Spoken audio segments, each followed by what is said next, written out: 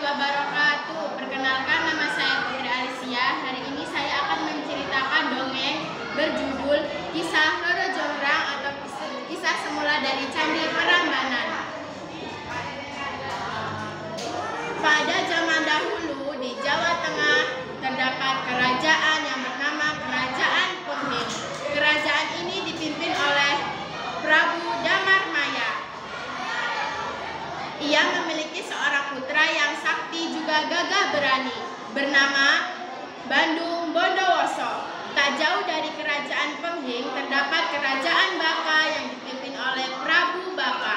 Ia adalah keturunan raksasa yang kejam juga serakah. Namun, ia memiliki seorang putri yang sangat cantik, bernama Roro Jonggrang. Pada suatu ketika, Prabu Baka menyuruh Pati Gupala untuk menyerang Kerajaan Penghing. Ia sudah tidak sabar untuk bertarung dan membuktikan siapa yang lebih hebat. Aku sudah tidak sabar untuk berperang. Keesokan harinya, semua pasukan Baka menyerang Kerajaan Penghing. Mereka menghancurkan tanaman, menghancurkan rumah. Damarmaya yang mengetahui berita ini pun mengutus anaknya untuk mengikuti perang tersebut. Bondowoso, kau harus menghadapi Prabu Baka. Siap, ayahanda. Pertarungan antara Bondowoso dan Prabu Baka pun tidak bisa dihindari. Tapi karena kegigihan Bondowoso yang membuatnya lebih hebat, akhirnya ia pun dapat mengalahkan Prabu Baka. Sementara itu, di Kerajaan Baka, Pati Gupala menyampaikan berita itu kepada Roro Jonggrang. Roro Jonggrang, kita harus pergi dari kerajaan ini. Ayahmu telah gugur. Apa? Tidak mungkin. Ayo kita segera pergi. Bondowoso sudah hampir datang. Sementara itu Bondowoso pun tiba dan ia mencari ke sudut istana, tapi tidak ada satu orang pun. Kemana semua orang? Apa mereka sudah kabur? Lalu dia masuk ke dalam istana dan ia berjumpa dengan Roro Jonggrang. Oh, jadi kau yang bernama Roro Jonggrang? Iya, kau Bondowoso? Ya, tidak kusangka kau ternyata secantik bidadari. Jika kau ingin menjadi istriku, aku akan mengampunimu dan seluruh rakyatmu. Apa? Menikah denganmu? Roro Jonggrang pun berpikir, ia ingin menyelamatkan kerajaannya, tapi Bondowoso lah yang telah menghabisi ayahnya. Baiklah, aku akan menikah denganmu, tapi ada satu syarat. Apa syaratnya? Kau harus membuatkanku sebuah sumur. Baiklah, aku akan membuatkan kau sebuah sumur. Sumur itu pun jadi dengan sekejap mata. Namun, sebelum Bondowoso keluar dari sumur tersebut, Pati Gupala menimpahnya dengan bebatuan dan tanah.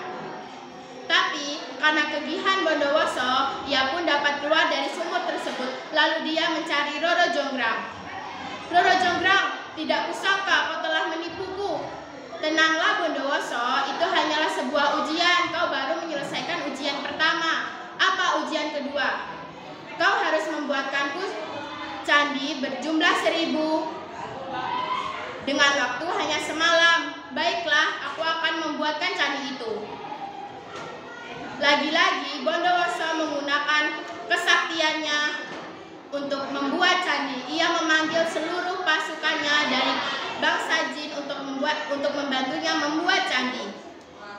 Candi hampir selesai dan waktu malam masih panjang. Lalu Roro Jonggrang berpikir, wah, tidak kusangka ternyata Prabu Baka sesakti itu. Aku harus melakukan sesuatu. Ia pun memanggil seluruh dayang untuk menumbuk padi dan memanggil seluruh warga untuk membakar jerami dari sebelah timur. Karena pantulan api dari sebelah timur, ayam-ayam memikir bahwa pagi sudah mulai datang. Kukuruyuk. Kemudian Semua jin mengira bahwa matahari sudah terbit dan mereka semua berlari. Lalu Bondowoso yang di situ pun berteriak, "Hei, tunggu sebentar, candi belum selesai." Tapi tidak ada yang menghiraukan apa kata Bondowoso. Lalu Bondowoso berlari ke arah desa dan ia melihat segalanya. Lalu dia mencari Roro Jonggrang dengan sangat marah. "Roro Jonggrang, tidak kusangka kau telah mengkhianatiku yang kedua kali. Aku akan mengutukmu menjadi hiasan candiku." Lalu tubuh Roro Jonggrang berubah menjadi batu arca yang dikenal sebagai Arca Durga yang menginapi Candi ke-1000. Kini kompleks candi tersebut dinamai sebagai Candi Prambanan, tepatnya ada di Yogyakarta, Jawa Tengah. Untuk pesan moral, kita sebagai orang tidak boleh berbuat curang dan licik jika tidak ingin kena akibatnya. Kita sebagai anak harus jujur, tidak boleh mengingkari janji. Sekian cerita dongeng dari saya. Maaf jika ada kesalahan dan terima kasih atas perhatiannya. Saya akhiri. Wassalamualaikum.